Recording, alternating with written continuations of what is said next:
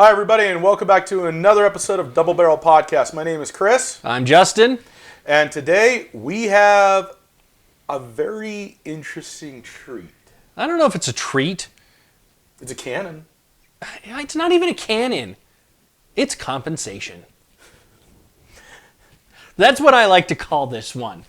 It's heavy, it's big, it's unnecessary. Long-range competition it is. You are correct, sir. Well, it's not even a competition long-range gun. It's just big, heavy. Accurate. Well, yeah, I'll give it that it's accurate. But it's big, it's heavy, it's bigger than it needs to be, it's heavier than it needs to be. It's compensating. Well, let's get into it and let's talk about it, Justin. But first off, let's run through safety. What you got for us today? You know, same thing I got for you every time. Cool. Treat every gun as if it is loaded. Know your target and what's beyond. Never put your finger on the trigger until you're ready to fire. And never point the gun at anything you're not willing to destroy. Awesome. And then and of course, never mix your guns in your alcohol. We do not condone that. We condemn it.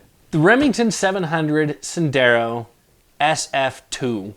Yes. What a mouthful. Why? Well, it's a funny story behind this one, actually. Most of my guns actually have a funny story behind them. Funny, or he did something stupid, or he went impulsive. All the above. How does that sound? It's always one of them. It is. I feel like that's anymore with when I buy guns. Anyway, I've had this gun for, 11 years. Yeah, sounds about right. Mm-hmm. You've had this one for about as long as I've had that Ruger. Yep. I actually purchased this gun in North Dakota, of all places. Was working up at the local gun shop up there. We were getting them in on the regular.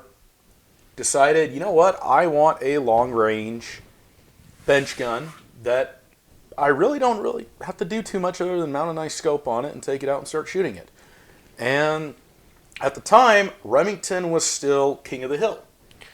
Well, they were king of the hill, and the Sendero, at least the original Senderos, had a reputation of being dead-on accurate out of the box.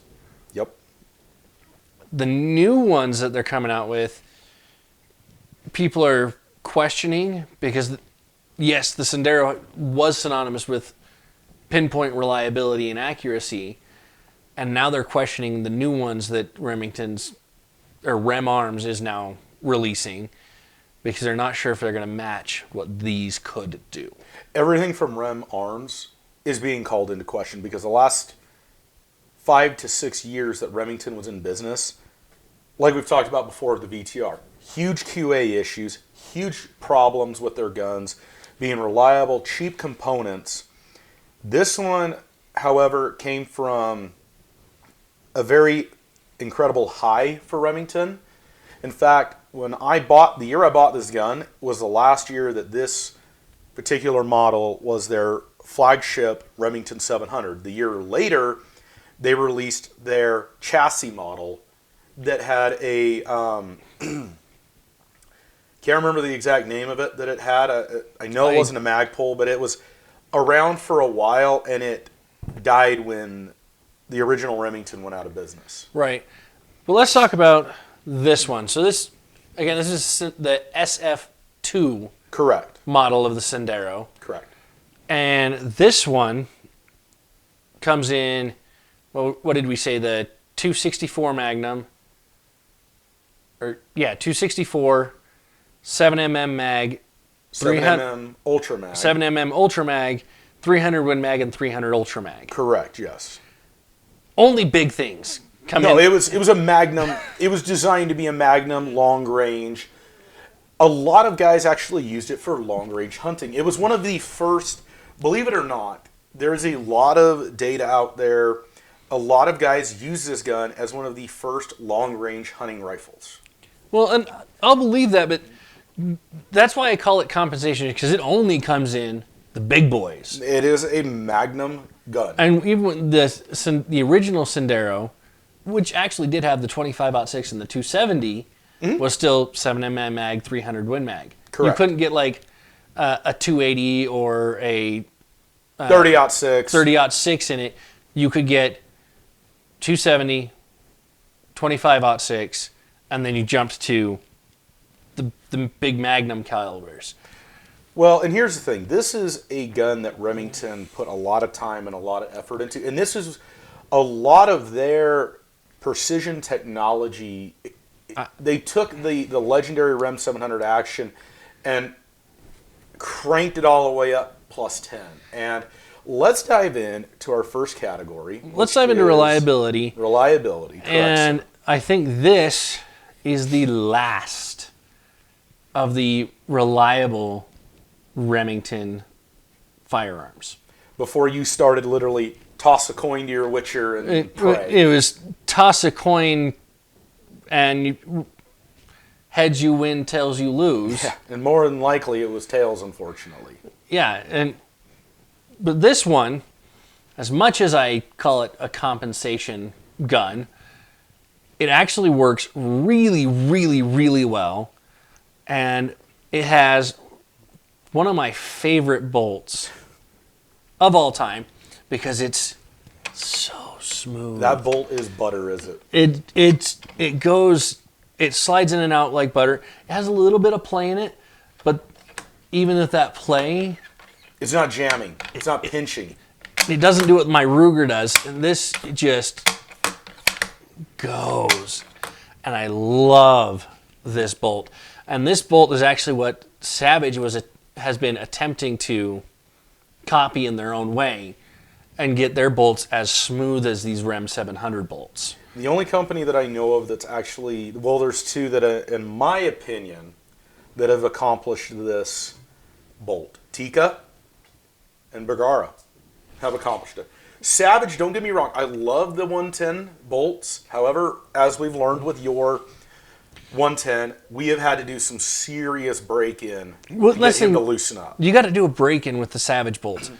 But on a Savage that is broken in, the bolt is almost as smooth as this. Correct.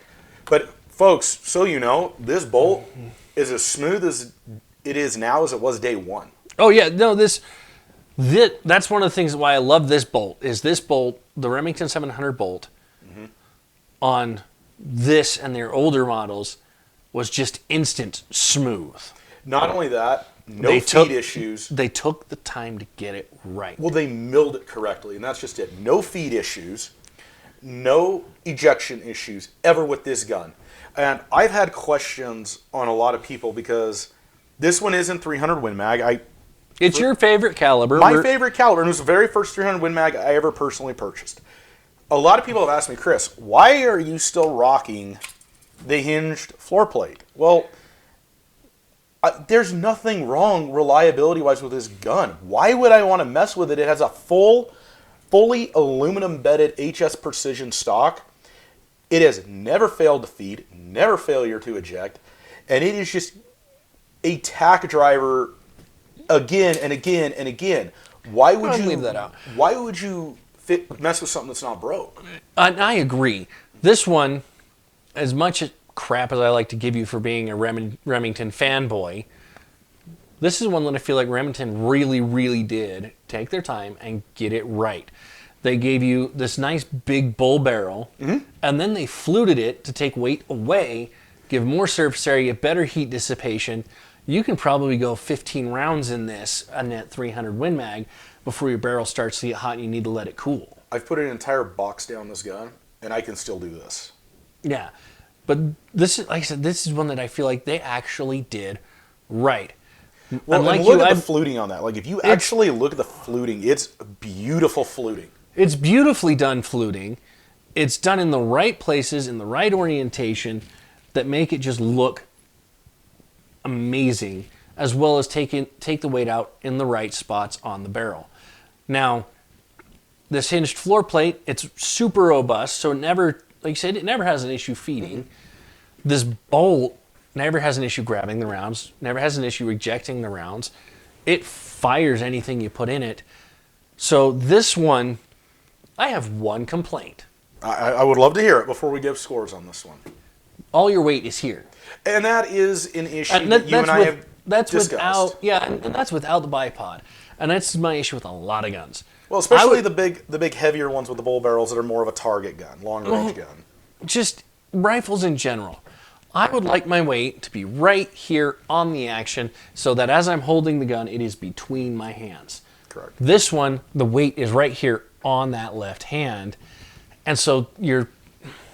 Do you feel like that's something that could hurt its reliability score, though? It's going to hurt it a little bit, only because part of reliability is how accurately can we repeatedly shoot this? Well, standing up or crouched, not very much, because you're not going to have a long hold time. This is more of a, I'm going to be prone, I'm going to be on a bench, I'm going to have a rest of some kind to support this gun. That's where I think it fails. I feel like the gun should be able to be prone to kneeling, to crouching, to standing, for on the bench. I should be able to repeat my accurate shots all through every stance.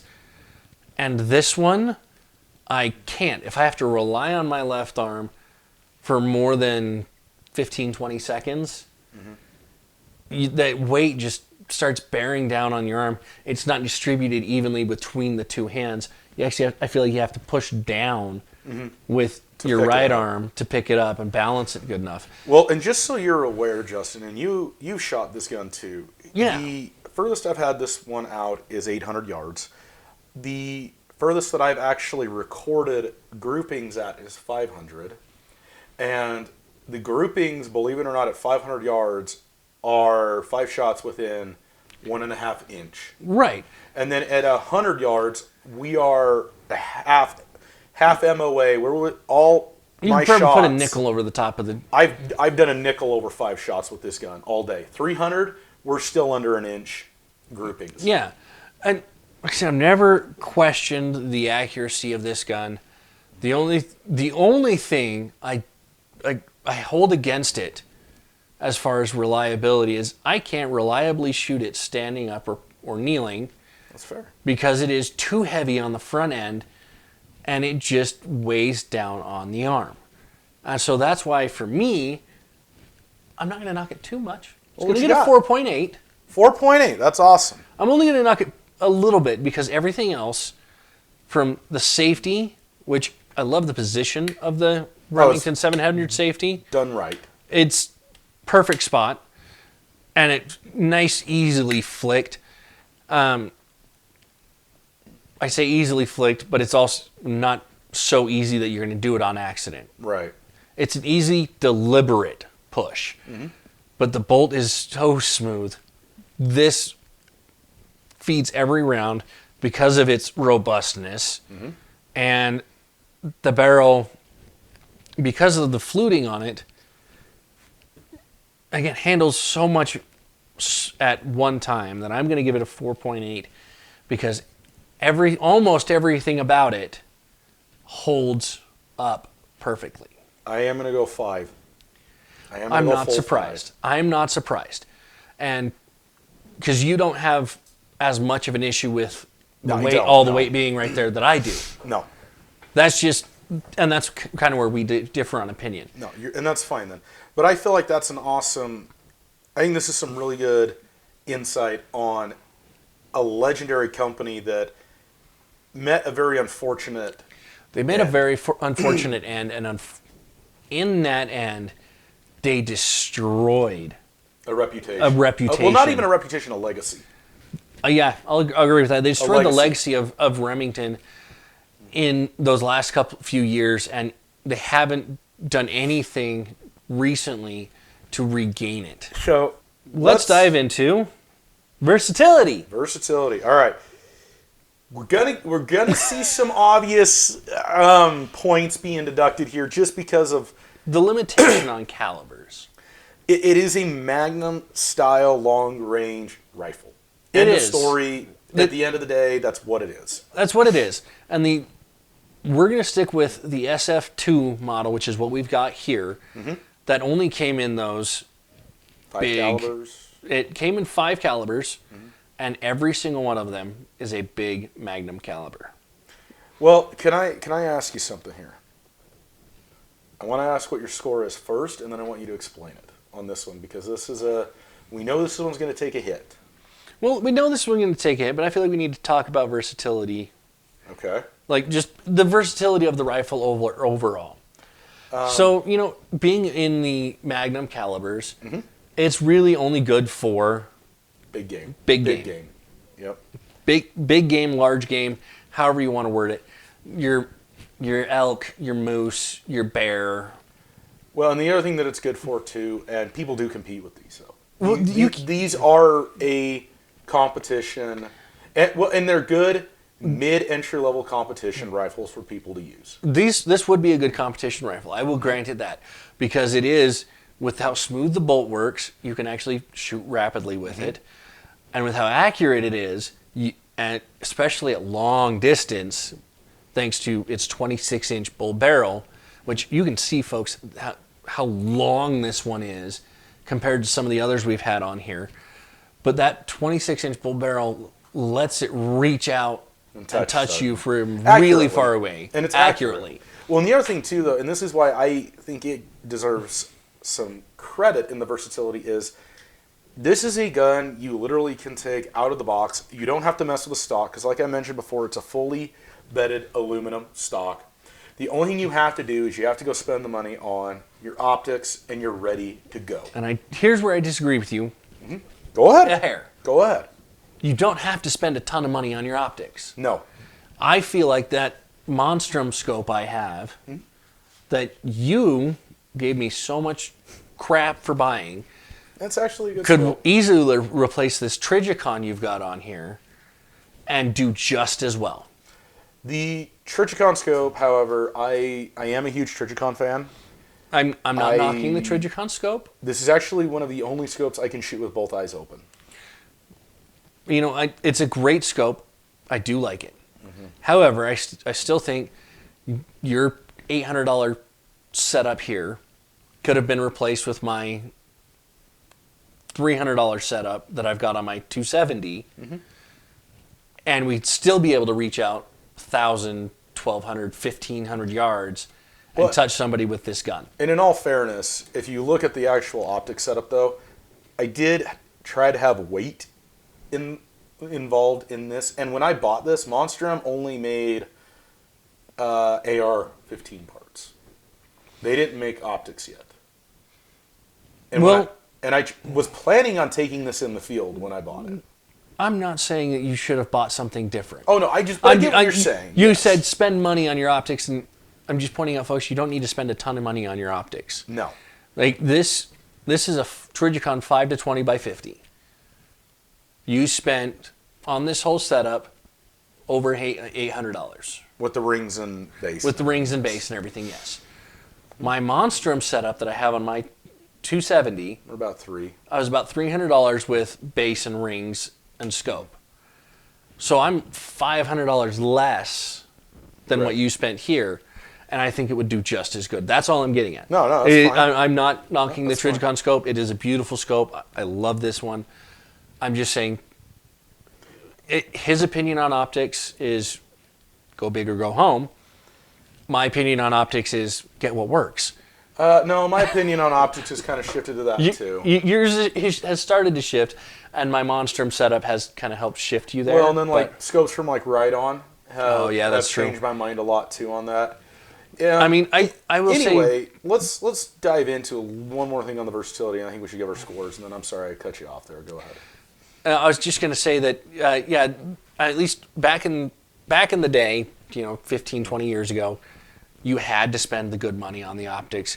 Otherwise, you weren't getting good enough glass throughout the tube. Yeah. And so that's where your opinion came from. Now, however, you can get good glass all the way throughout for a lot less money. Absolutely. And I will agree with that. I personally will be putting a Trijicon on my new rifle that I just purchased, and that comes down to personal preference on what I want on that particular gun. Now, not that it has to be that way. No, not that it has to be that way. I will say, however, when you buy the more expensive Trijicons, Leopolds, Zeiss's. Zeiss's. Yeah. You are still getting better quality glass throughout, and it may not improve your shots a lot, but you will notice a difference in the optic. One thing that I will say about Leopold and Trijicon, and it's interesting you mention this, in the field, in low light situations, and in cold situations where fog becomes present, that's where I'm noticing the difference in the glass. It's not necessarily the clarity of the glass or the performance of the crosshairs or the crisp, clean images. It's the performance in the elements in the field is where I'm noticing. That's where a lot of the big differences are coming in. And then weight. And weight also becomes, because it's funny, folks, you would think that the more money you spend, the heavier your scope's going to be. It's the opposite. Because to Justin's point on his Monstrum weighs like what, 2.5 pounds?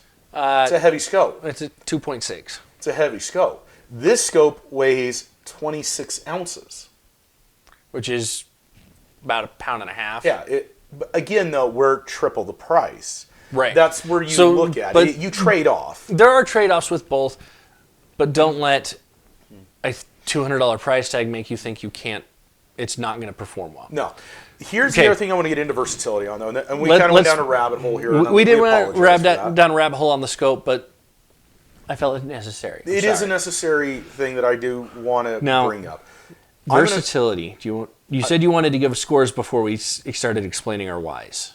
Too much in depth, because we've already explained a lot on versatility. No. I'm going to go ahead and go first on my score on versatility. I'm giving it a 3. It meets expectations. That's it. It's a 3. Go ahead. I thought he was going to give it a 4.5 or a 5. Nope, it's a 3. Got to be realistic. Got to be realistic. Now, versatility on this one, I'm only going to give it a 2.5. See, then you're about right where I thought you'd be. And it's not that this gun can't do things. It's just the way that I feel like you have to do it, being prone or being on a bench.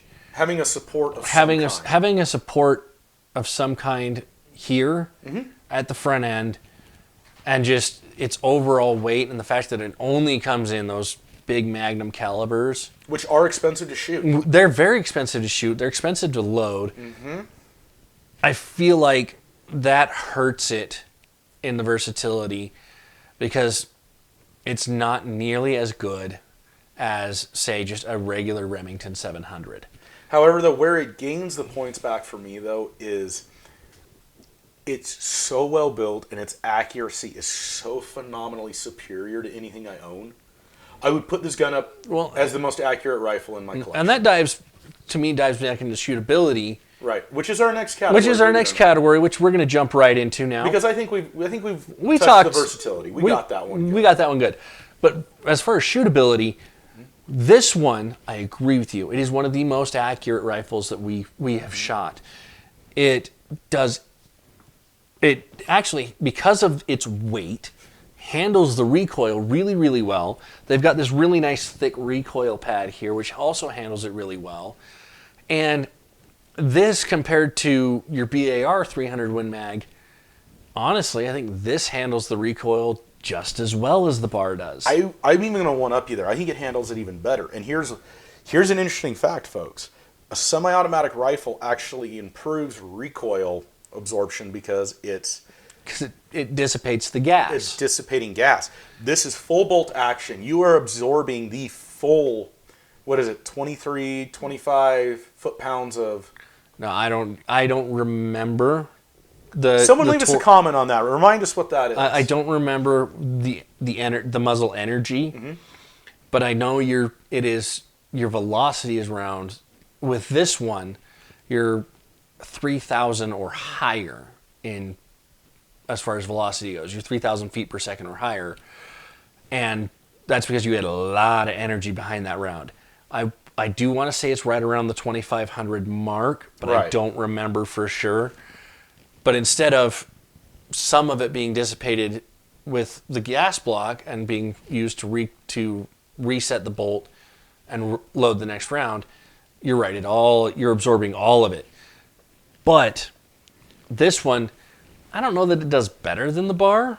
It's so arguably close. It's enough to where you don't even feel it though. And there's no muzzle brake. This is full bore open barrel. Full open barrel, but it handles it, I would say, at least as well as the bar, and that's saying something. Absolutely. Because this is, again, the bar is you're absorbing less energy into your shoulder than this one is.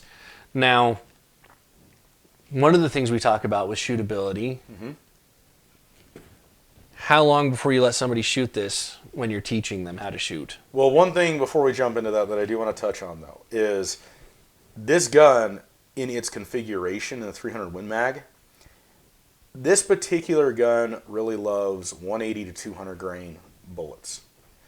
This is a particular gun where it's designed to handle the heavier, hotter loads.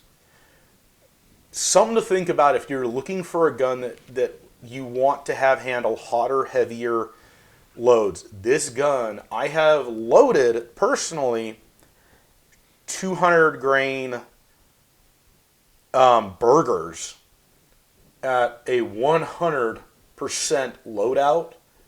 This thing chewed them up and spit them out like they were nothing. This will handle just about, I would say this is going to handle every load that you can make for a 300 Win Mag while still being safe. Right. And that's why I said 100%. Yeah. But again, it comes down to teachability. Would you teach somebody with this? This would be a gun. Now, I've got two parts to this one. I've thought about this a little bit here. This is a gun, if I was to teach someone someone came to me and said, "Hey, Chris, I want to get better at long-range shooting and being accurate at longer distances." First off, they need to be not an advanced shooter, but I would say they shoot enough to be efficient with their rifle. You're thinking intermediate. I'm thinking not amateur, but intermediate. Okay. Yeah. Here's how I look at it. You have beginner, novice, beginner. Yep. Those together. Then you have amateur. Then you have intermediate. Then you have advanced. Then you have professional. The guys above us, yeah, absolutely. You and I think, are somewhere between intermediate and advanced. Correct. I would because agree with that. Just the amount of time that we put into this. Now, we're not competition shooters. We never claimed to be competition shooters. But those are the professional level. Yeah, and the only gun that I've actually ever competed with is my shotgun. Yeah, but you're thinking somewhere between amateur and intermediate. Amateur and intermediate before you let them handle this. Well, and here's why. It's not that they can't handle the recoil. It's not that they couldn't shoot the gun. It's not that it can't be a fun gun to shoot. It's a specifically designed purpose rifle. Now, here's where this gets a little funky in my opinion. All right, and this is why it's kind of a flip-flop here.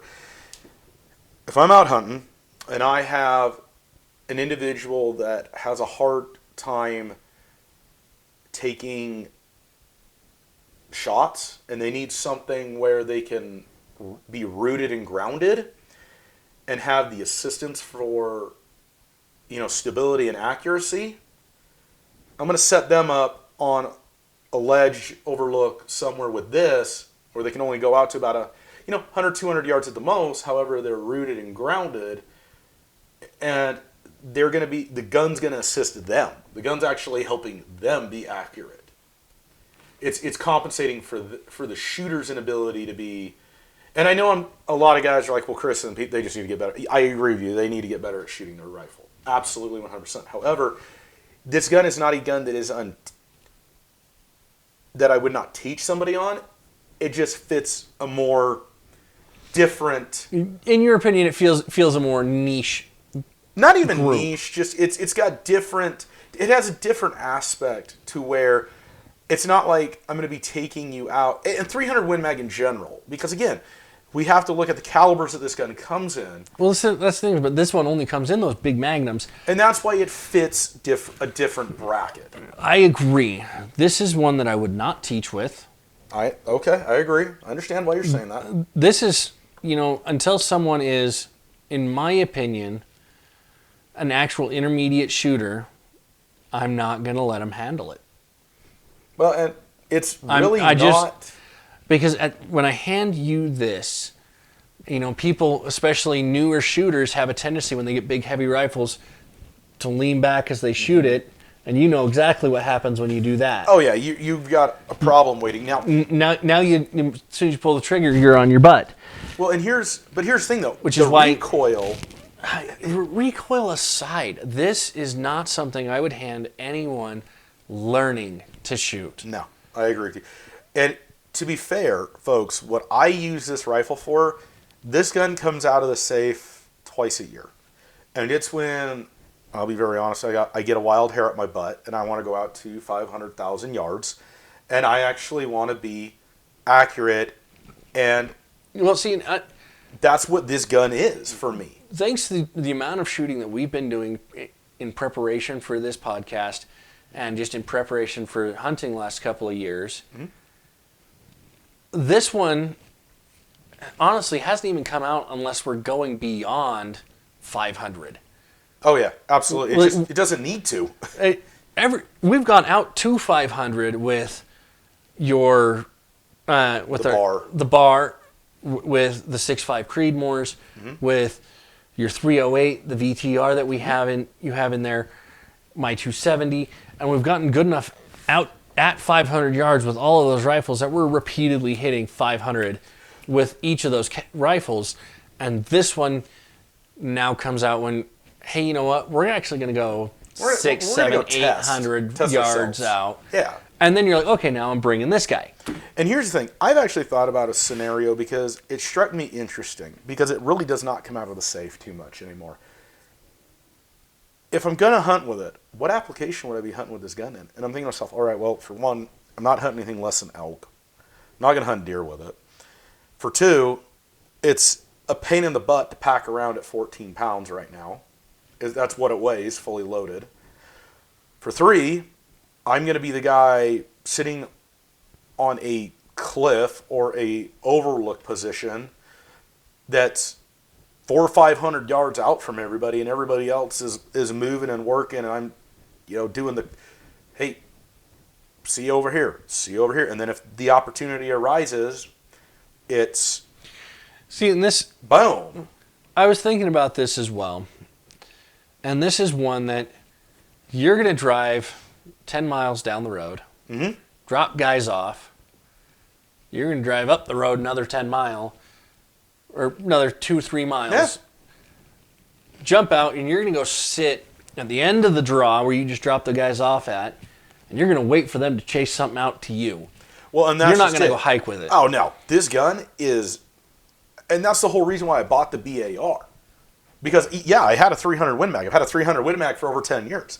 However, this gun, packing it over the terrain we just went through, no. It wouldn't have happened.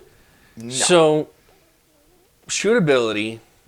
What do you got? I'm curious. Honestly,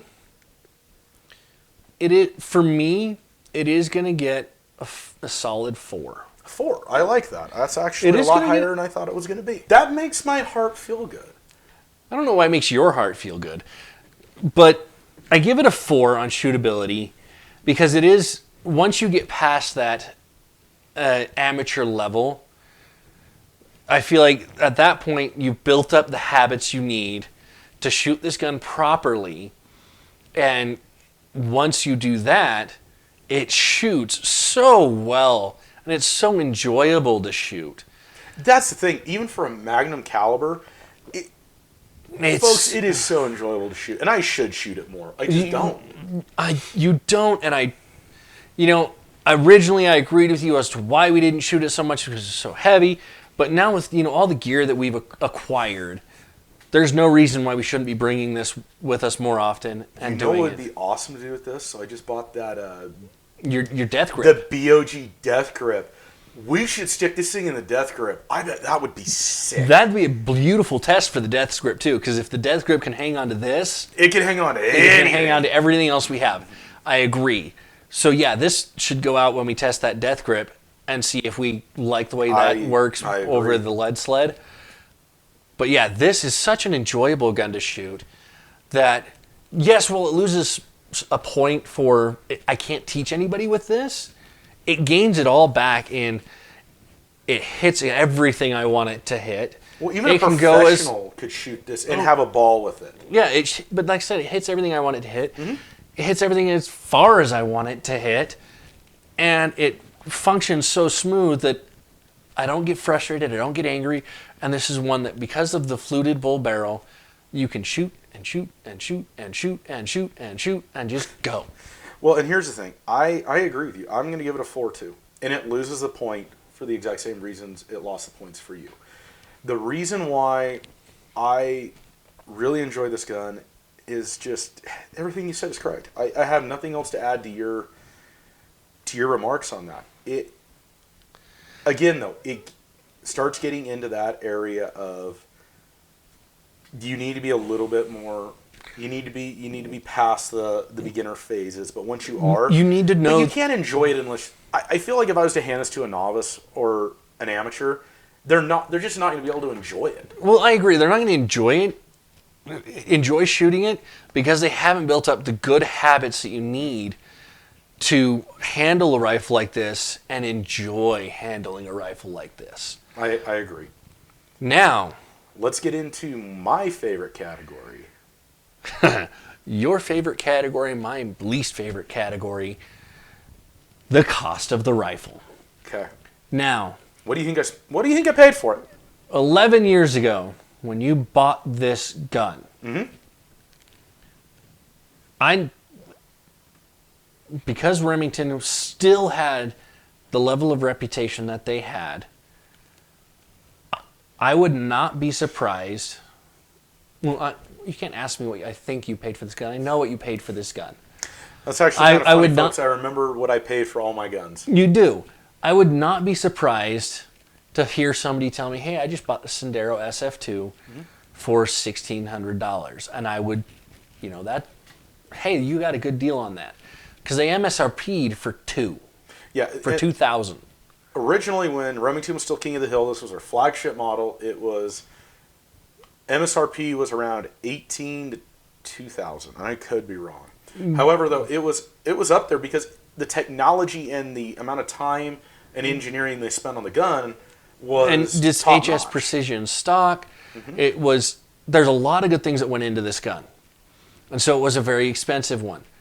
And it gets into that category of $2,000 guns that you and I. There's so much you can get in that range. We don't like that range on guns like this. When you get into that range, we're transitioning. You're transitioning, but this is also one of those ones that it is used for competition. So it kind of almost belongs in that. Oh, I would put it in that category. In that category. I wouldn't, because some of the competitions require you to change positions quickly, and the weight of this kind of hinders that. Yeah, I agree. But this one, now. We know what it goes for now. And here's the thing. Rem Arms re-released this rifle. So you can go out today to your local gun dealer and purchase this gun or order this gun in now. And we looked that up, and we're about $1,500. Yeah, about our local gun dealer is about $1,460. Yeah. Now, you paid $1,025. $1,020, yeah. I paid $1,020 for it. This, had you told me that 11 years ago that you spent $1,020 on this particular rifle, knowing what I know now about it,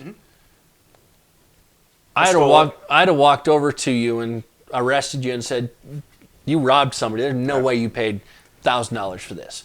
Because that was an absolute steal. Now, on Gunbroker, even the used ones, I've seen one at a $900 mark. Everything else is still right around that $1,300 to $1,400 range. But this is one of the few guns that I will ever say this. If you get an original Remington Sendero SF2, I would pay the current used market price on it. So what are you giving it?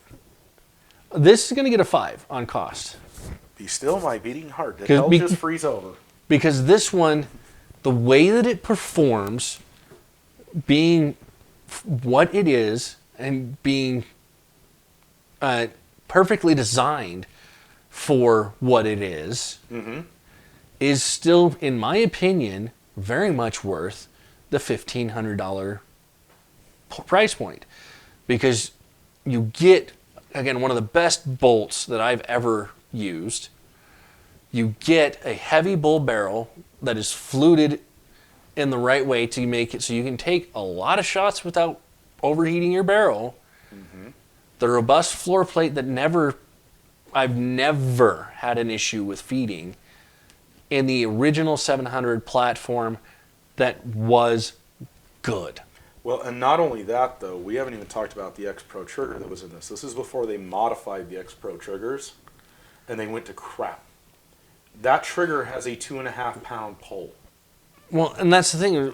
In this original setup, they are still very much, in my opinion, worth that $1,500, because this was, in my opinion, the top of Remington's game.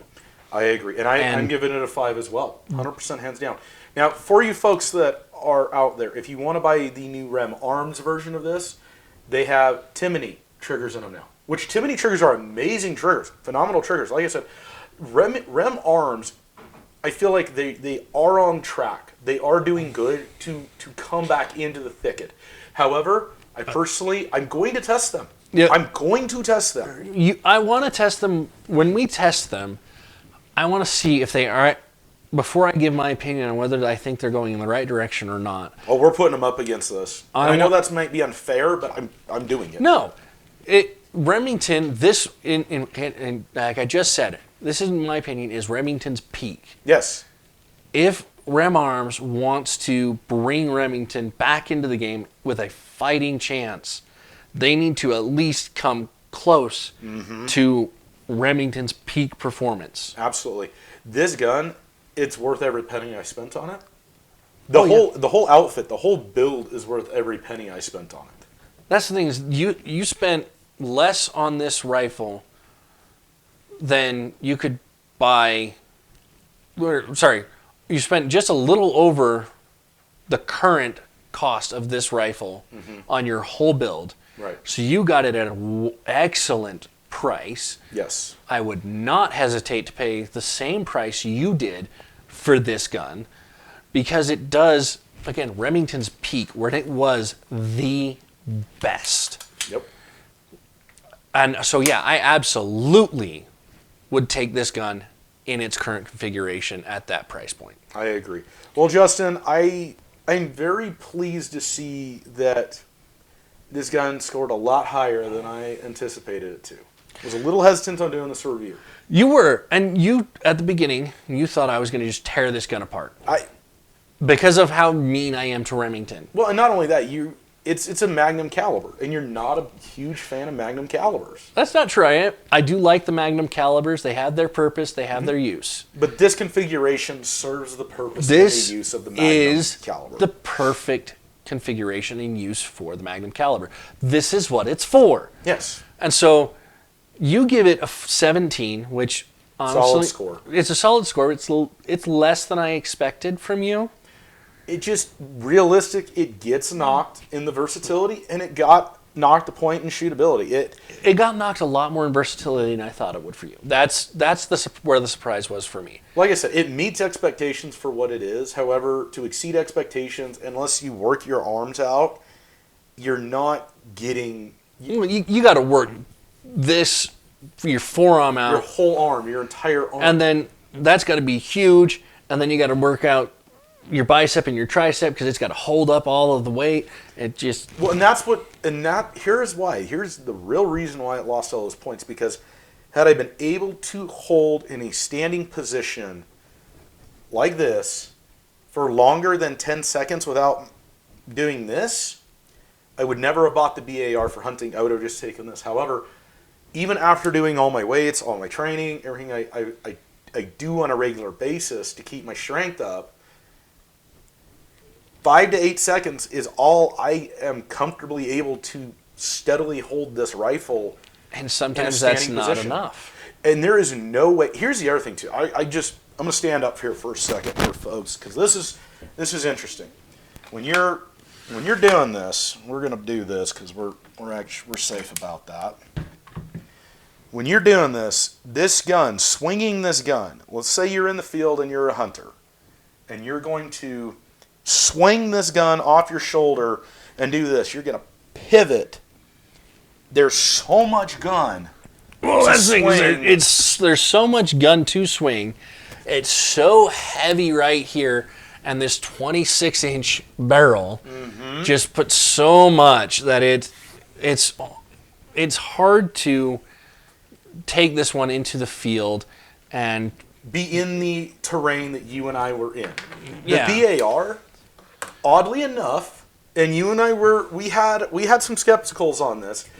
It actually was able to dismount and acquire a target extremely well. Yeah, this one I don't think it would. No. So I gave it a 16.3, which is a lot better than I thought. I thought we were getting in the low teens on here.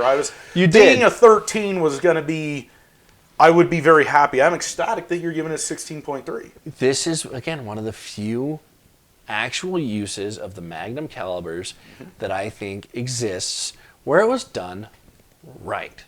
Well, exactly. I agree. And so the 16.3 is a nice solid score, and it is because this gun does exactly what you want it to do in the way you want it to do it, and it holds its own, and it has held up so well over the years that it just, I can't give it anything less because it is super reliable. I really enjoy shooting it, and the cost is right where it needs to be. And it's just that versatility, which, depending on what you're trying to do, it either really isn't good for that, or it's top, or it's perfect. It's up there. It is what it is. It's lights out. But like we said, there is no. We've searched and we've done homework and analyzed everything you've done. The perfect all-around gun does not exist. There are trade-offs.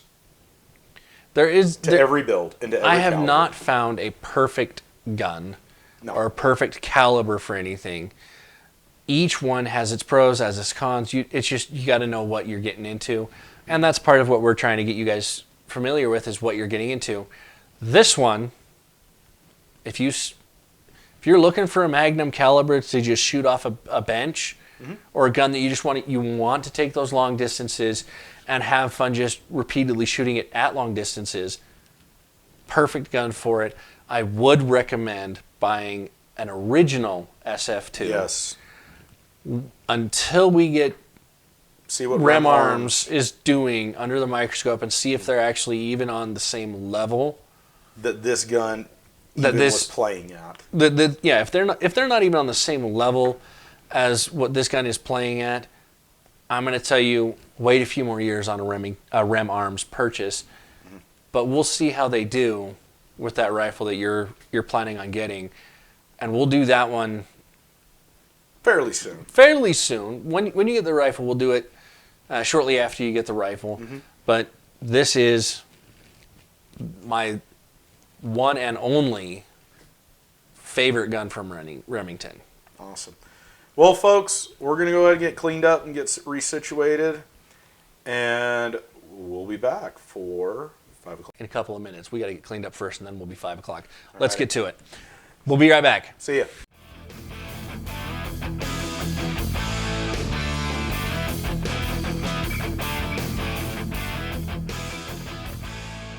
Welcome back to the Double Barrel Podcast, everybody. Time for our second half. Now, we're going to do something a little bit different today. So we just finished remodeling our liquor closet here. I say our liquor closet, I mean your wife's liquor closet, because you don't live here, neither do I. Well, in all fairness, I travel for work, but you are correct. I'm only here like once or twice a month. Once, twice a month. So yeah, it's her liquor closet because it's her house. Right.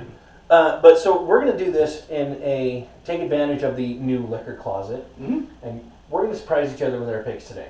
Okay. Now, you know it a little bit better than I do because you stocked it and you know better what selection we've had on hand. So you're going to go pick first. Mm-hmm. When you're done picking, I'll go pick mine. And then we'll show the people what we've got and go from there. So go ahead and go pick there. I'm going to talk to the folks for a moment. Try not to pay attention to you. All right. Now, while he's doing that, I really hope he honors our deal. We made a deal. I wouldn't pick my rot gut if he doesn't pick his rot gut. Because otherwise, we're in for a bad night. And I don't want that this time. That'll be another time. Another time. Okay. So you honored our deal then? We'll see. Yeah, you better have honored our deal. I would come out there and slap you. It's all right. Anyway, folks, while he's picking his, let's go over our scoring process and how that works for our new viewers. We have taste and aroma, we have drinkability, cost, and our overall take on the alcohol or the liquor of choice. All right, he's back, folks. Let's see what he got. I'm not looking. You're not looking. All right. We ready? Okay. 1, 2, 3. I did decide to go with a new bottle. You went with a new bottle too. All right. What are you throwing at me? Little whistle pig action here. Whistle Pig. The piggyback. That name just sounds so weird to me. I'm not sure how I feel about the name of that one. I don't know. It was kind of a cool one. It's. I know you read a lot about it. I mean, Mm-hmm. you made the choice educated. Right. You also bought this vodka because you did some research on this vodka, but I kind of want to see how purity vodka works. So this one, it's a 51 times distilled vodka. It's also organic. So I'm a little curious. All right. I don't understand how other vodkas aren't organic. Are they made from genetically enhanced potatoes? We haven't even had a potato vodka yet. Okay, genetically enhanced corn. Or wheat. Or fake corn. I don't know. Okay, which one do you want to start with today? I think last time we actually started with, I think I started, because remember we did Highland? we did Highland, and yes, we started with Highland, and then we Right. went into Let's go to purity. the port that I chose last time. Oh, God. That night ended That was really weird. What is it you said before we started? Things are going to get weird. And folks, It got got weird. weird. My My wife was done with us at the end of that Don't night. ever mix whiskey and port. It takes you to a very strange place. Just remember you back here behind the bar chasing your tail. Well, yeah, Deck here behind the bar chasing our tails, but it was. We picked stuff that was so good that it was difficult to not go over You for last killed time. the rest of that bottle on the Killed the rest of the episode. bottle. So we're gonna go. Let's get back into this one. All right. We got the Purity Vodka. It's a Connoisseur 51 Reserve. Ooh, connoisseur. Yes. So it's actually got a batch number on it, which is not something I've seen on vodkas. An alcohol smell, but that was it. Yeah. I didn't get the hairspray, didn't get the kerosene. I don't know, like it taste wise. Oh, you know what? I put my finger on it. What is it? So back in high school, I had a teacher. Oh God. No. It's a good story. I had a history teacher who liked to bring in examples from time periods that he was teaching. Okay. And he was actually teaching us about the Great Depression in the U.S. Okay. And he was talking about how, kids would chew on wheat. Just straight wheat. But Okay. if you chew on the wheat long enough, it actually turns into a gum-like substance that you can chew on like you would chew on a stick of gum. Okay. That's what it tasted like. Wheat. Just Well, it's straight grain wheat. vodka, so it's a wheat vodka. Yeah. It tasted like straight wheat, but not in an overpowering sense. No, it was very mild. Very, very mild. But enough there to make you kind of go, I see why it's rated so high and it's won the awards that it claims to have won. No, I absolutely can see why it would win those awards, because it is very, very smooth. Yeah. Like, hint of a burn at the very end. But And nothing really. It's no, very nothing good. really. That That's- for me, It's interesting. that's gonna score a solid 5. Well, Like, what are you mixing it with? that I don't know. Yeah, think about it for a second. Think about that for a second, because I mean, when we did this, we spent the morning redoing our liquor closet here, and I didn't My plan wife's. well. Yeah, your wife's liquor closet. You're right. I didn't plan very well, so I'm gonna take a quick peek back in there, see what I I've got. actually, can I grab it for you? I think I've got a good one. You got a good one? I got a good one. Yeah. I'm gonna wait. I'm gonna hold my score for a minute until You're gonna hold your score for a minute. Yeah. Okay. Well, I'm gonna talk a little bit about why I'm giving it a 5. Okay. This one, compared to all of the other vodkas that we have tasted and done, yes, it has a taste, yes, it has a smell. But it is a good and complementary taste, even to just the neat vodka. And it drinks excessively smooth. And I absolutely loved the way You want to this throw one. another shot of vodka in this, please? Yeah, I can drop another shot in here. What do you got for us? A blood orange mixer. Blood orange sour mixer. Ooh. We're going off the rails a little bit today. Yep. It sounded good when I was putting it away on the bar, so hey, let's see how it tastes. No, it sounds pretty good. Hey, this is a vodka I've never tasted anything like it before, so let's put it to the test. I've never tasted anything like this vodka before either. Most of the vodkas that I've had, I've talked about a lot of them. They have some kind of taste to them, or they have absolutely no taste to them. Mm-hmm. And this one has a little bit of a taste. But it's not unpleasant. It's not unpleasant. I think it's that organic that keeps that taste in there. And it is awesome. Okay, what is your...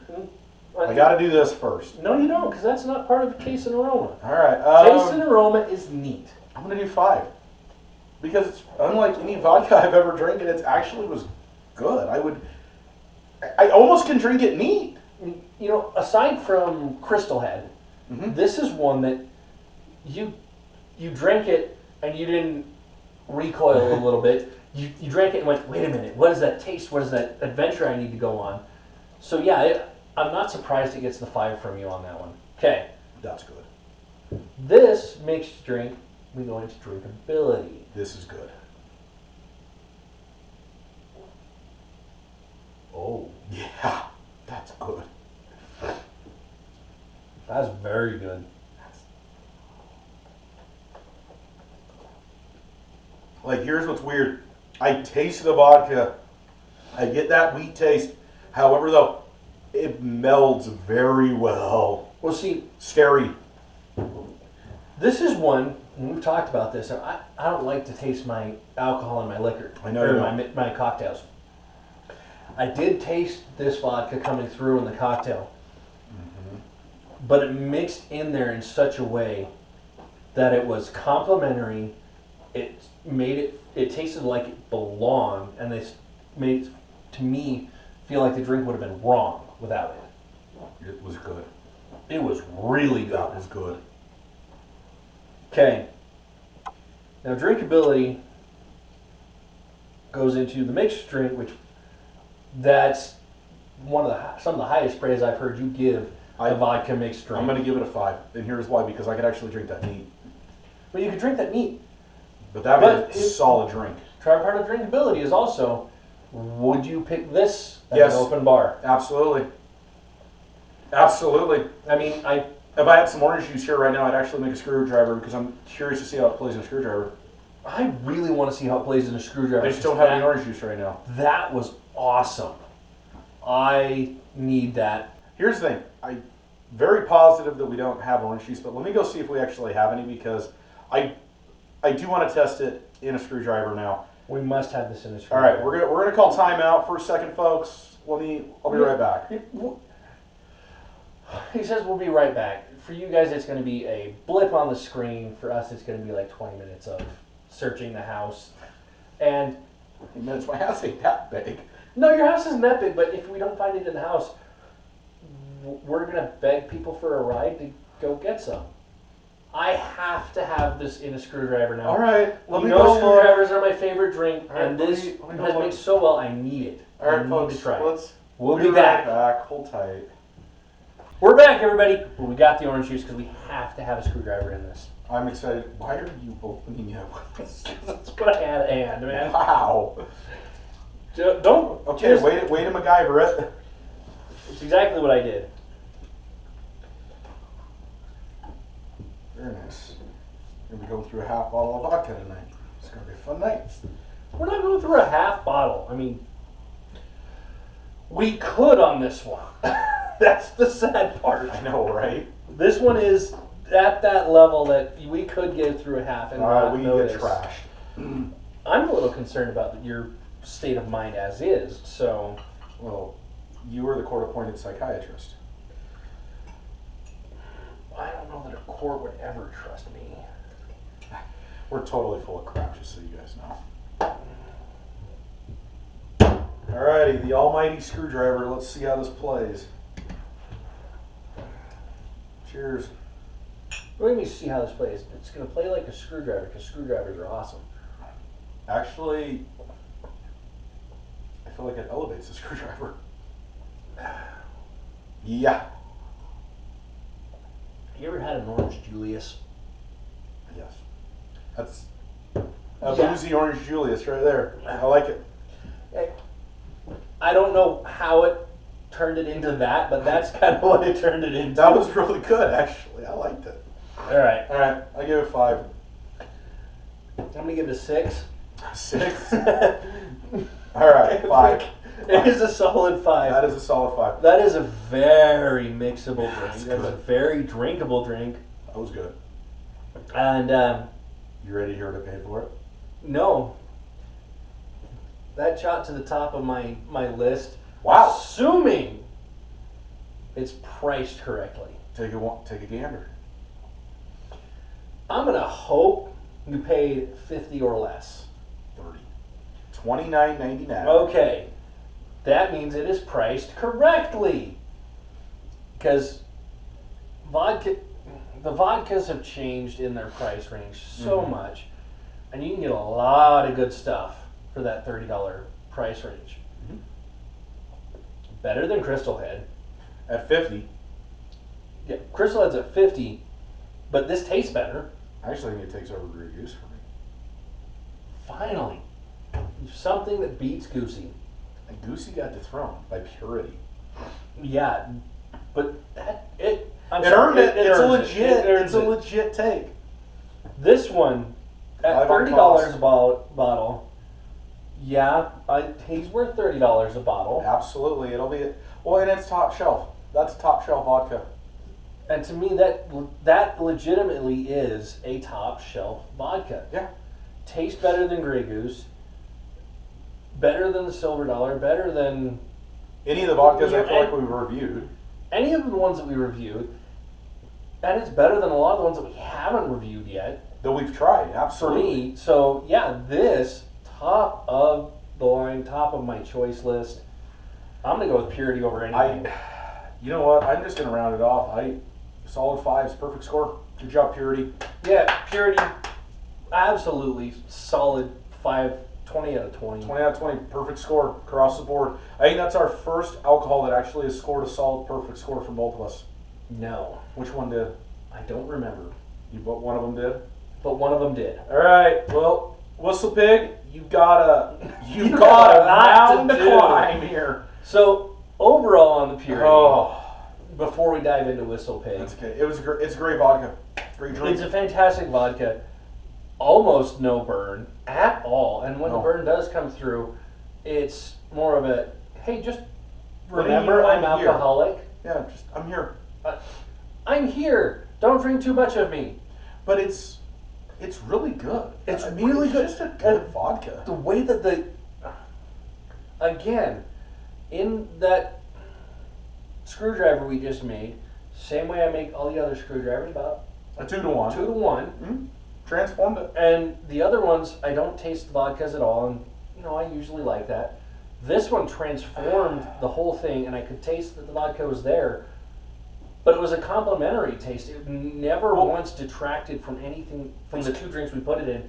And this is a first on this show where we've actually tried 2 separate mixed drinks. But I think it for needed one. it because we had to put it to the test. But it's like with a lot of my whiskeys and bourbons and scotches. It's like you're supposed to take them. They're to be an enhancing. They're not to eliminate the alcohol taste. Right. And this one transformed a mixed cocktail into that upper echelon, that level up that we talk about. It Great leveled it idea. up. It was beautiful in the screwdriver. Mhm. And so, yeah, I absolutely 100% love this full 20 out of 20. Here's the other thing too, though, and I know you were talking about this too. Is I know we try not to look at this. The bottle actually aesthetically it's a very nice bottle. It is. We talked about this in our last episode with how some of the bottles are very aesthetically pleasing. Mm-hmm. This one is. It's kind of got like a gemstone cut design on it. So it's very aesthetically beautiful bottle as well as being a beautiful vodka. It fits very well. I All right. agree. Solid score. All right. Solid score from you. This is going to be Whistle Pig. Can you keep up? I don't know. Here's the thing. This is the very first Whistle Pig I've ever purchased and ever tried. I've read a lot about Whistle Pig because Whistle Pig intrigues me a lot. They more are known for their ryes though, and this one's not a rye selection from them. Just the name itself, Whistle Pig, the piggyback. Okay, it's out there. It sounds really, really weird to me. I'm not sold on this. It sounds like a joke to me. Well, I've done like I said, I've done a lot of research before I purchased this one. This bottle is one of their limited run bottles. Like they call them experimental bottles. Believe it or not, that's what it's labeled in their website. Now this I'll one, believe it, but still, just Whistle Pig sounds like a joke. It doesn't sound like a a bourbon or a serious. whiskey. However, though distiller. they're rated very well, a lot of people enjoy them. And All Justin, right. so this one really caught my eye because it wasn't a. It is technically a rye whiskey. It's saying it's a rye whiskey with a leche and tea barrel finish. Okay. So this is going to be my first rye whiskey ever trying. We'll try it. I have one comment for you, Whistle Pig, so far. Why are you mixing Spanish and English in your description? Leche means milk. Just Well, is that what it say says? milk. Well, that's lychee. Lychee. Sorry, lychee and tea. Okay. I read it wrong. That's My different. apologies. Whistle Pig, I apologize. Yeah, we'll scratch that from the record. But yeah, so that's with lychee and tea barrel finish. Okay, let's do it. Here's the thing, though. I'm gonna fill you in on a couple things here. This is a Alfa Romeo Formula One team. Alfa Romeo. I thought it said Alpha. I apologize. So it's an Alfa Romeo Formula One team G-Force finish. This has been aged for 6 years. Okay. This is one of their special runs. So Justin, here's the thing, though, that I want to get in about this one because I've seen the 10-year, I've seen the 12-year, I've seen the normal 6-year bourbon. This one, however, is their G-Force series single barrel, and it is Alfa Romeo's Formula One team's blend. And it says right here, it says, wind tunnel tested in Hinwil. Hinwil, CH. I don't know what the country code for CH is. or the state code. Okay. That right there, this Alfa Romeo. I know it gives you F1 reservations.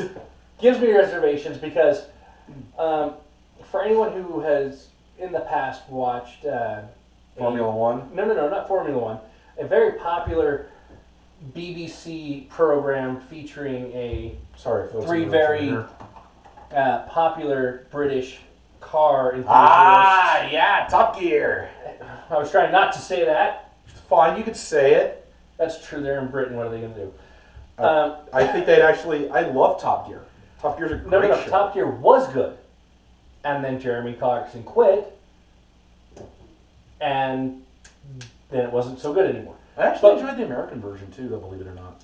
You know, I never actually watched that It one. was pretty good. But you know from Jeremy They and Richard rad. and... No. Here's the thing. They love Alfa Romeo because it has a lot of personality, a lot of soul, and, you know, other good things.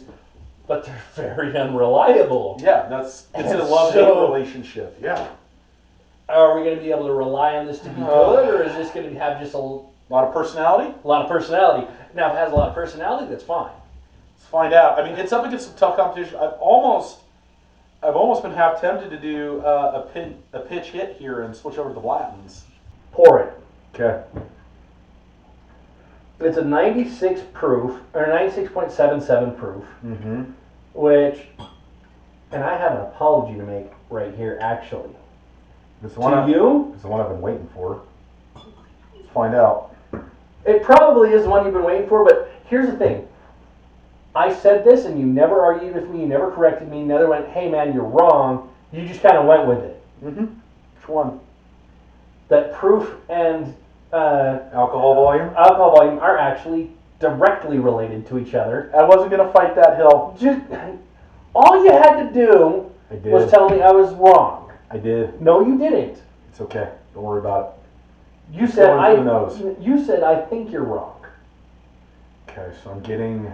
You never actually said no. It's actually alcohol by volume doubled is your proof. It's in correlation, yeah. Orange. Rye. I don't know what rye smells like. It's like rye bread. Almost like smelling rye bread. I don't eat rye bread, so I have no idea what that smells I'm like. smelling orange. I'm smelling a little bit of fruit in there. I get the orange. Mm-hmm. All right. Whistle I get some big. additional fruity notes.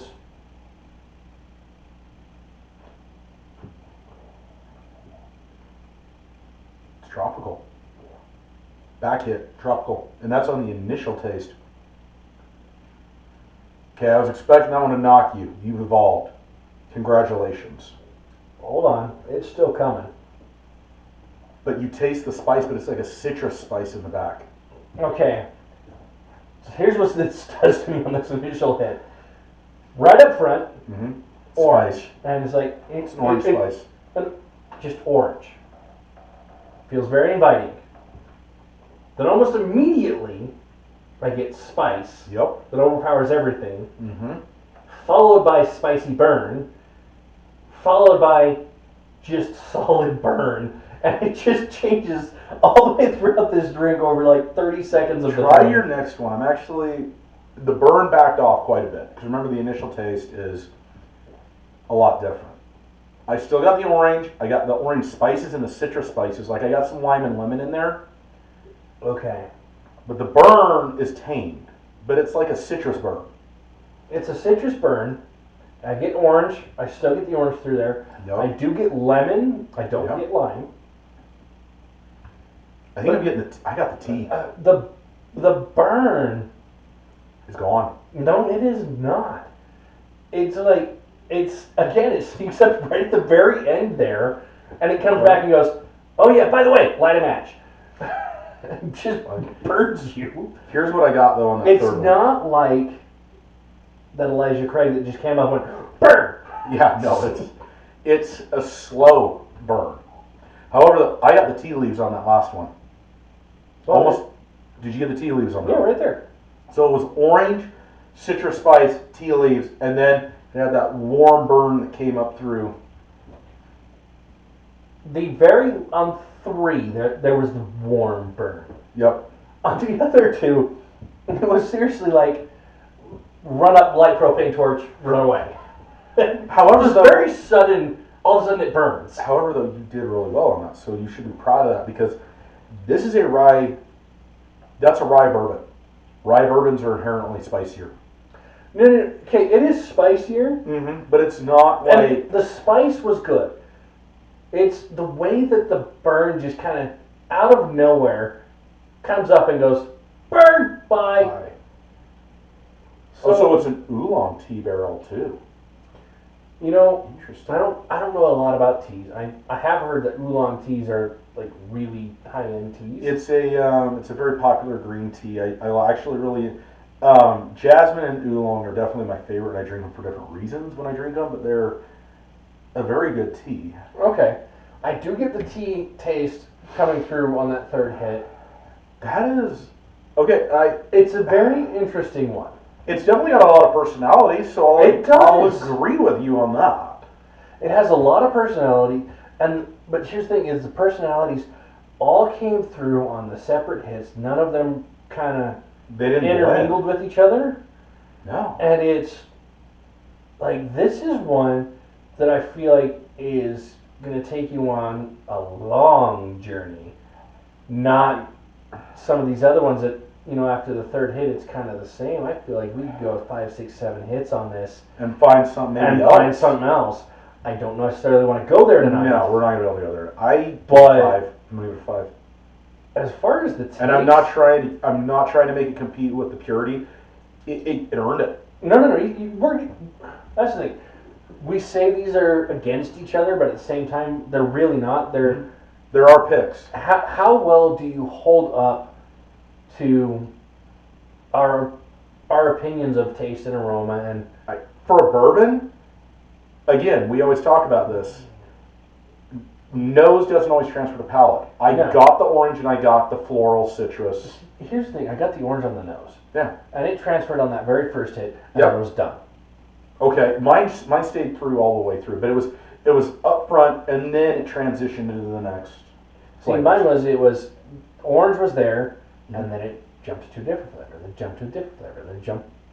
Progressive, which is what you want a good bourbon to be. Yeah, you say that's what a good bourbon is, and so as far as doing what a bourbon's supposed to do, it did it. Yeah, absolutely. As far as my personal opinion on this one, he's only getting a 4.5.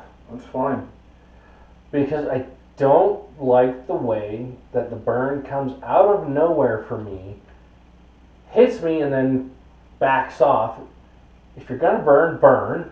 If you're not gonna burn, don't burn. It's kind of like it snuck up on you and then left. That's like I said, it's kind of with that propane torch snuck up, hi, and then ran away. Right? It didn't. It was there and gone. Gotcha. Which is, now it tasted great. It did. It has really good flavor. But I don't like the way that the burn. So what's your opinion so far? Do you think they sound like a joke still? I'm gonna say they're not a joke. They're definitely not a joke. I say their name sounds like a joke because I mean that's a heavy hitter right there. I mean that's a good how solid many hitter. things do you know named after A pig? called Whistle Pig? I don't know. It's just kind of a cool name though. Anyway, let's get into the mixed drink. I have picked an interesting one for us today. You have. It's called a New York Sour. And we're starting with a lemon peel and lemon zest. I'll be right back, folks. Give me 1 second. I gotta go grab the other ingredients. He's going to grab the other ingredients.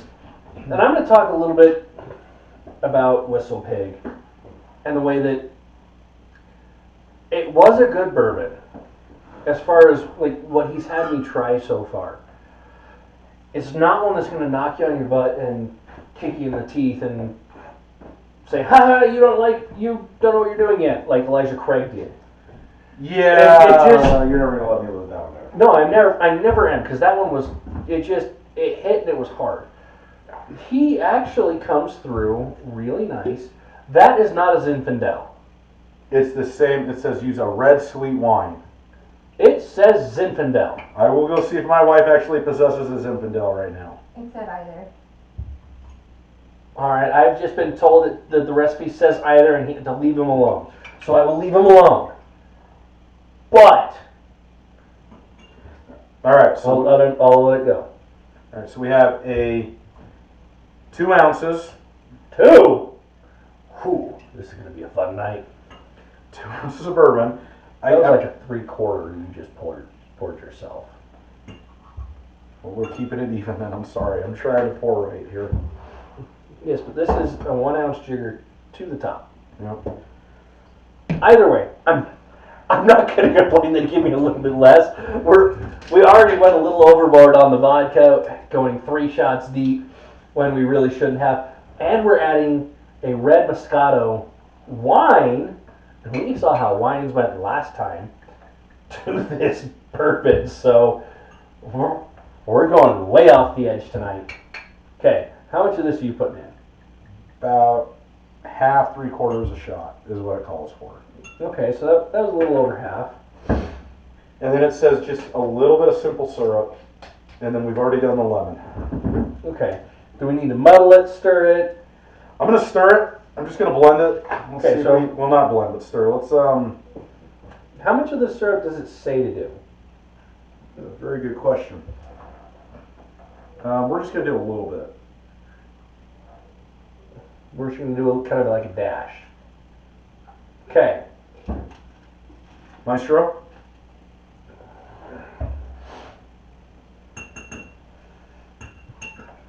I like it. I like it. I liked it. We're having some fun. We always have fun on this show. We're unscripted. We are very unscripted. And I love that about us, that we're unscripted. It is not just that we are unscripted, it is we are very unscripted. We have, All right, let's nose no this. idea where we're going here. All right, I'm gonna let this sit for a second here. Hold on.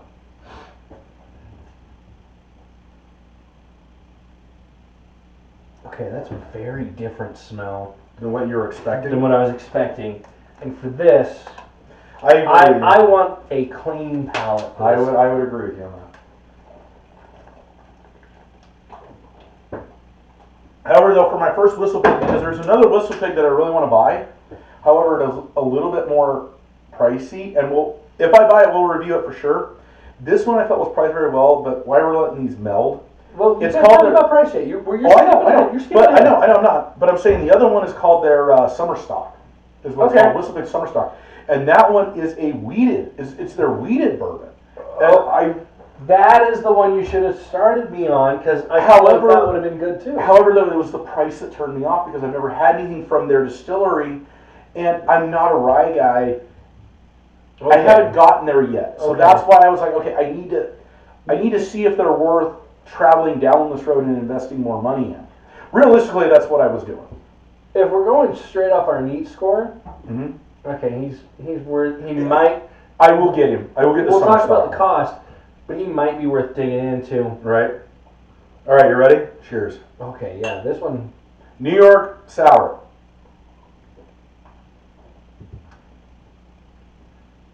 Okay. Wow. Okay, what does this taste like? Wow. Okay. Another- I get. Okay, Wow. I this brings back a memory Uh-oh. of a drink that I don't remember what it is. Well, I'm just gonna tell you what I'm getting here. The mixture with the whistle pig, because the whistle pig is very citrusy. It's got a very citrus forward flavors like the orange, the lemon, and the tea. It's just, oh my God! You want to know what it almost tastes like to me? The Yes. Long Island. No. It's like a bourbon Long Island almost. Okay, there was a drink that I had when I was a kid. It was vending machines everywhere. Sobe? It was a Sobe. Thank you. I really just pulled that one out of my butt, folks. No, you Because I remember, for those of you that are in your 30s, you remember the remember days. Sobies. You remember the days of the I Sobe. loved Sobies. I know, right? Absolutely They loved sucked Sobies. when they went away from the glass bottles. Okay, they didn't suck, but They they sucked. were not as good. But no, this reminds me of one of the Sobies. I don't remember the name of the Sobe. This, Yes. I'm going to tell you, it's the second best. The Wassail. The Wassail is the best, That is, but this, a summer Oh. night drink. dude, this is summer night, winter night, every night drink. But are you getting the tea and the citrus though? I'm getting the tea, I'm getting It's- the citrus. The burn that I have been complaining about What burn? is completely gone. What burn? It's now just the spice, and the spice mixes So here's in what's so funny, though. well. You know how you normally do a 2 to 1? That was a 1 to 3/4. I don't care. Or a 1.5. 1.5. That was a 1 to 1.5. Okay, but still, this right here, this Wow. old fashioned, much like with the orange juice, or the screwdriver on the purity, it brings me back to the reality and how it can You know what give that? you some comparison. You know what that tasted like to me? Okay, it mentioned oolong tea barrels. It didn't taste like oolong tea to me. However, that tasted like when I used to go camping with my mom's side of the family, my grandma and grandpa, and we would make like hot tea, but like your chamomiles, your oolongs, your jasmines and stuff, and you would mix them with like honey and sugars and stuff. That's kind of what it brought me back to a little bit on that. I didn't grow up with tea in my family. That's what it reminded me of a little bit. But for me, again, the first drink brought back that Sobe memory so hard. That was great. But this one, it's a new drink, definitely a new drink, but it tastes amazing. However, though, it didn't hurt the bourbon. No. I still got the orange, I still got the tea leaves, I still got the lemon. It, much like the Johnny Walker Gold Label, the Whistle Pig mixed in with that Stirrings Old Fashioned mix so beautifully. It was an elevation. It took it to a whole new level. It took it to a whole new level. Just like the Purity took the orange juice to a whole new level, which that was amazing in and of itself. That was a whole new For you, drink. that's unreal because it's a brown liquor. It's amazing. Wow, Now, I'm going to give it a 5 on the drinkability. I don't have a choice. I cannot give it a 5. Why? Because of the burn? It is not something I would drink alone. It is not something I would drink Okay, what do you give it? at home by myself. What do you give it? 4.9 and a half. A 4.9. Oh my gosh, guys, he's gonna choke it out a half a point. I'm going to give it a 4.9. All right. Like, because it is in a mixed drink. It is absolutely amazing. It was really good. All right, I'm gonna take it. Let's move on to cost. All right, Company paid $60. $55. I got close on that one. $60 or $55. It was $54.99 when I bought it. Now, here's why I didn't go for the summer stock one, and this is the reason why. 80? 70. Okay. Summer stock is 70, and that's just, we've talked about it so many times. When we get into that 60 to 100 range, or even the 60 to 80 range, I would say 70 to 100. We have so many Yes. things in that range, and there are a lot of brown liquors that I like in that $70 to $100 range. but for 55, you can't argue that. I mean, we had Highland Park that we tried my last time. second favorite in that. Wow. Okay, Highland Park's probably your first. I would say Highland that. is my Okay. first. All right, yeah, but at $55, I'm gonna give them a 5 because here's the thing. Again, I've never tried Whistle Pig before. I really wanted to try it. They're just a solid, good company that I've read about and I've done a lot of homework on. He is, dare I say, he's almost a little underpriced for where he sits. I disagree. But he's definitely priced right. I love where he's priced at. I'm going to give him a 4.5. Okay. I think he's priced right where he should be. Mm-hmm. I think he needs to do a little bit more to jump out at people and say, hey, look at me. Okay. I know with a name like Whistle Pig, that seems weird. I think he's right where he belongs. Just like the Highland Park was. Okay. Right where he belongs. I agree. However, neat, he's a little hard to drink. Well, he's a rye, and that's the thing is, and that might be common for the ryes. I don't know. and that's the problem. Until I try, this is my first rye as well. Until we try the ryes, I don't know. Well, it's not my first rye, but it's my first time actually buying a rye.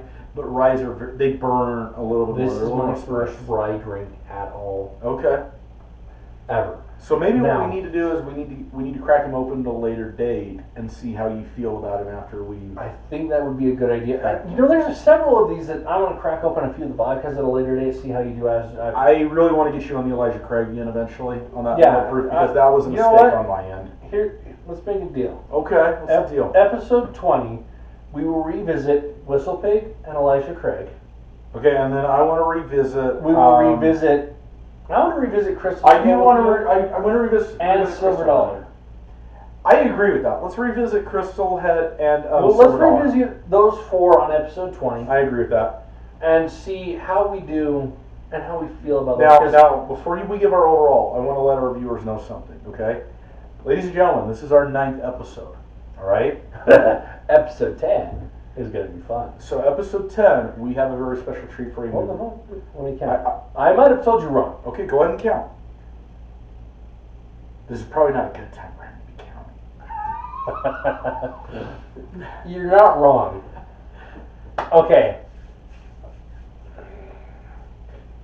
if we count our unreleased episode 1, this is episode 9. Oh Lord. If we count The unreleased. If we don't count unreleased episode 1, this is episode 8. So folks, here's the thing. So what do you want to do? Are we calling this 9 or 8? So folks, here's what I'm going to tell you. No, I'm throwing this up to you. Is this 9 or 8? Here's the thing, folks. Here's what I'm going to tell you guys. We had a pilot episode we never aired because it was abysmal. However, no. Okay. Hold on. Let me finish. Can I finish? I want to say something Go ahead, because say I something. actually rewatched that episode recently. And it was horrible. No, that episode is not horrible, but it is very apparent that we have not planned anything. We don't know what we're doing. We're just making it up as we go. We have one single microphone between the two of us, and it is absolutely hilarious as to where we are now versus where we were. I know, right? All right, And folks. so here's what I got. That is unreleased episode 1. As far as released episode 1, we are on episode 8. I have an idea. Justin will release the uncut version of our pilot episode if we get uncut version. Oh, that gets so weird. Okay. Here's the thing, though. Here's the catch. Ladies and gentlemen, I will be back home over Super Bowl weekend, which is February 10th and 11th. We will be shooting our next episode. Ooh! Hold on. Let me finish Our this. rifles are.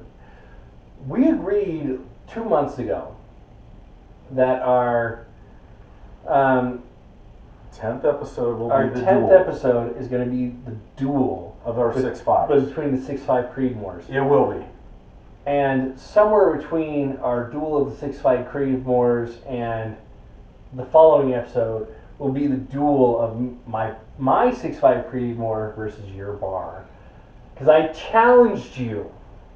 You did. I did, and you got really mad at me. It was kind of like this. Was like challenge accepted. I challenged him that I could get 3 off rounds. 3 rounds out of my 6.5 Creedmoor faster and accurately than he could 3 rounds out of his bar. Suit up. And here's the thing. His bar is a Browning automatic, semi-automatic rifle. If you haven't watched that. Mine is a Savage 110 bolt action rifle, but the bolt is extremely smooth on that rifle. It's getting smoother. And it's just getting smoother and smoother. And I thought I could release 3 rounds faster. Accurately. 8-inch gong at 100 yards. 8-inch gong at 100 yards. This means ringing all 3 rounds on that 8-inch gong at 100 yards. I agree. It's going to be a short. It's going to be one of our short episodes. It's going to be a trigger talk. It's going to be a playlist. trigger talk episode. But I challenged him, and somewhere between there is going to be that. But we're also going to challenge our 6.5 versus our 6.5. We have 2 6.5 Creedmoors. And that was our 10th episode. So, folks, here's what I'm going to tell you. Here's where this gets fun for you guys.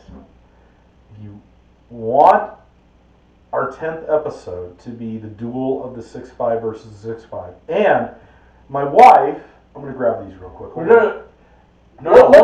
Let's change this. No, just hold a on. bit. Can I please finish? If Go we ahead. want this next episode to be our 10th episode, and for me to release the uncut episode 1, This episode has to get 20 views. 20 views. That's it. That's it, 20 views. I 20 views. know you folks can beat that because you beat that on some of our other videos. 20 views, we released the uncut pilot episode. Now, here's what's cool. That's scary for me, folks.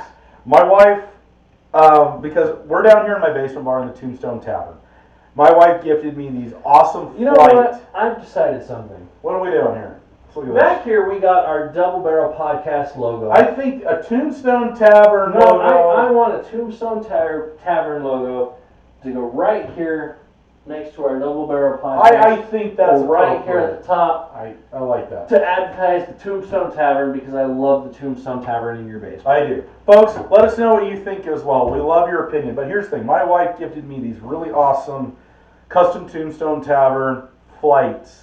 And the glasses that we use for the vodka are the ones that she gifted us. Here's the thing. This is what's going to go down. A straight up challenge. I'm going to give him... Blind test. Blind test. I'm going to give him 4 of the bourbons or whiskeys that he has picked for review. And I'm going to give him 4 of the vodkas. Because remember, I'm the bourbon whiskey guy. He's the vodka guy. 4 vodkas that we have reviewed. We are going to do this. We are going to square off. I'm going to give him 4. He's going to give me 4. I'm going to give him 4.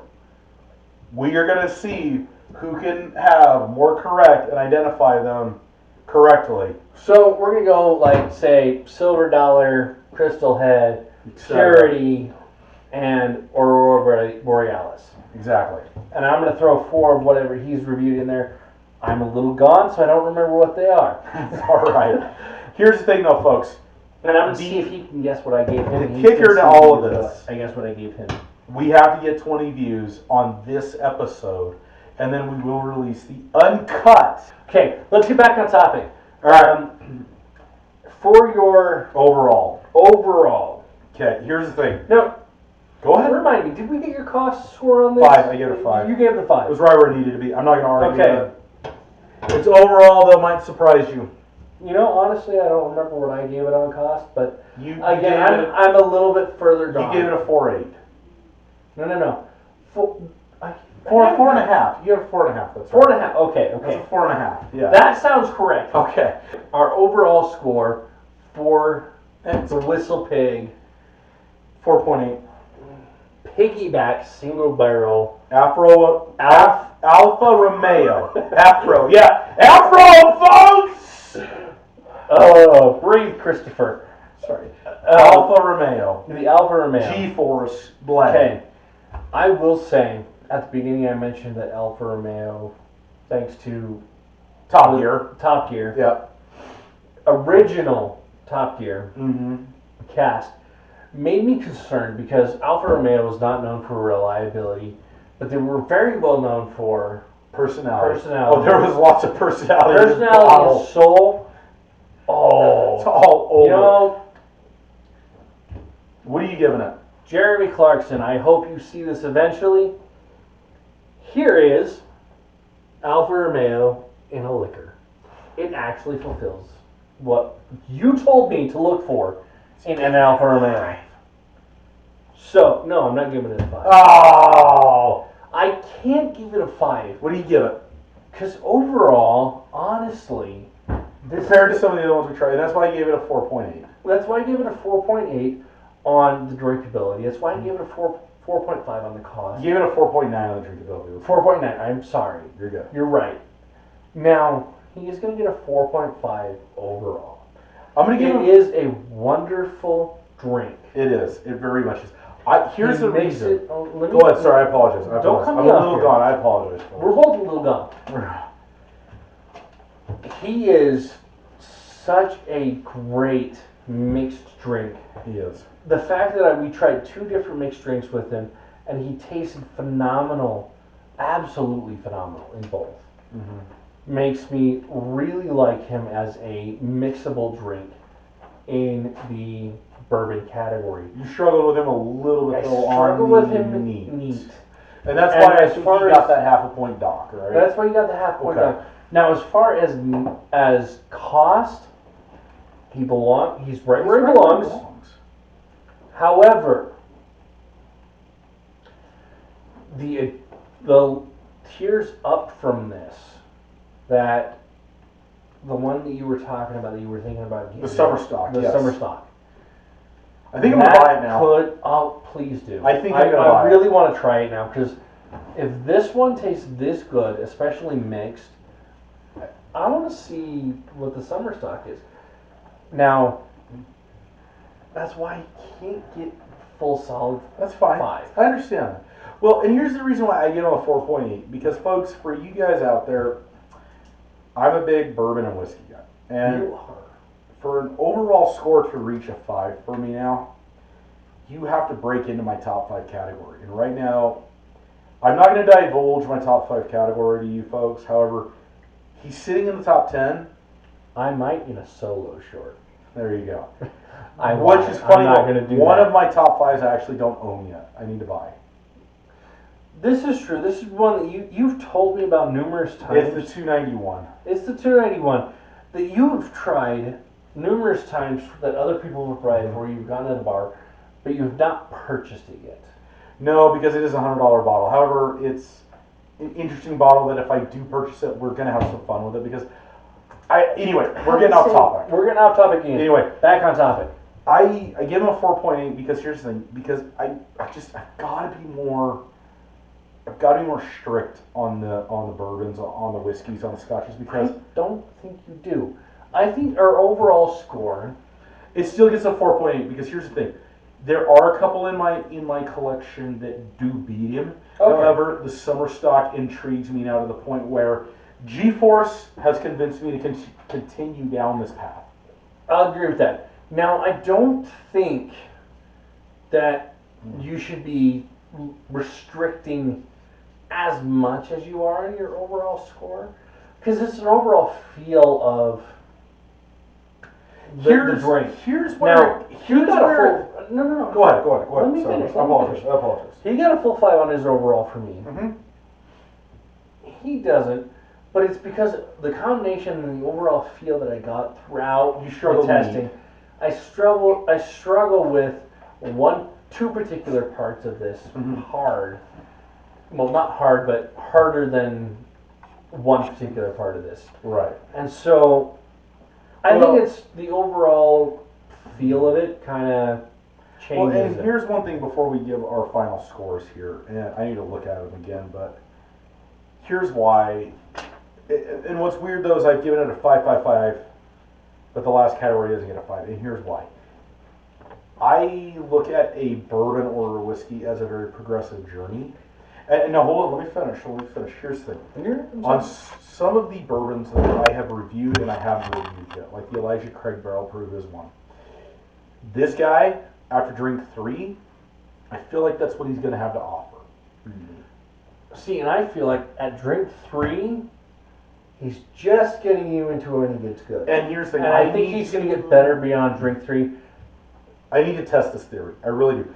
However, I'm going to hold reservation. I think we need to test his hit 4, hit 5, hit 6 later. Overall, for Unfortunately, $55-$60, I recommend him highly. I would say to be fair, folks, I'm not sure if I'm standing straight at this point. We've had way too much tonight. You're good. I'm good? You're still good. You're still standing. Now, you gave him a 19.8. And you gave him a, hold on one second, let me check my, I remember what I gave him. Well, I didn't look at it apparently. So apparently you gave him an 18.4. Ladies and gentlemen, thank you to my wife. Thank you to our executive producer for keeping track of us through this whole Here's the journey thing, Justin. tonight. And we've gone way sideways. Yeah, we have. Folks, just so you know, Justin given any brown liquor anything over an 18, you need to have this in your collection. It's worth having anything in your over a collection. 17. But here's the thing, an 18, that puts that into a category above and beyond what I would ever anticipate. Oh, if it's an 18, it is something that if you are not into the brown liquors at all, an 18 or higher is worth trying. Here's the thing, this is my It is only... worth spending the money and attempting to break into the brown liquors. $55, I will buy another bottle now of this. Because this will stay stocked on the shelf now. This is one, yet I agree. Both of them. Both of them will stay These readily two, stocked. you know what? We said in episode 1 when we reviewed the silver dollar would stay on the shelf. Yes. At the $25 or $28. He's a $25 bottle. Mm-hmm. Don't stock silver dollar. It's Stock $2 purity. more, purity's gonna win. Please, I will pay the extra money to keep Give me the purity extra on the shelf over silver dollar. And honestly, Whistle Pig, well, he is not my first choice. For a mixed drink, though, he'll make some really For bad a mixed drinks. drink, oh Yeah. yeah, he is top 2. And here's the funny thing to me, Justin, and correct me if I'm wrong here. And again, folks, I apologize if we're a little gone. And then we're gonna wrap up here because I know we've got a little long-winded here. I'm certain we have. I look at it this way, folks. If it is a liquor that, whether it's a rum, gin, vodka, bourbon, whiskey, scotch, if it is something that I have multiple bottles of on my shelf, I consider that to be something that I would recommend to anybody on a daily basis, even just meeting you on the street. This Whistle Pig, this G-Force, and the Purity Vodka, put into your collection. You're not going to disappoint in your money. Both of them I would put into my collection. I would keep multiple bottles in stock. Mm-hmm. Now, I will also say, okay, for me, Whistle Pig, weird as it sounds, it was a heavy hitter. Is a heavy hitter. It met the challenge very well. He met the challenge very well. He didn't score quite as well as Purity. Purity was on a different level, though. Here's the thing. I mean, I probably should have put Blatton's against him, but I mean, you know what? Blatton's or E.H. I Taylor. want your top tier. You want my top tier bourbon to go against that? Yeah. Later. Okay. Keep them both on the shelf. Keep Absolutely. multiple bottles on the shelf. Folks, from us here at Double Barrel Podcast, we apologize. We're a little sideways. Justin, you got anything left to say? Turn the camera 90 degrees and let's get out of here. All right, folks. Have a good night. We'll see you later. Love y'all. Bye. Bye. Hey, Whoa. Wait, was this like the blooper reel at the end of the old movies? No. What? We forgot to ask the wonderful folks watching us today. If you have enjoyed watching us go sideways, like and subscribe. There you go. We'll do it again. And remember, folks, 30 views on this video. Uncut pilot episode, you get to laugh your butts off at us. That's going to be so bad. You got it, bro. Love y'all. Have a great night. See ya.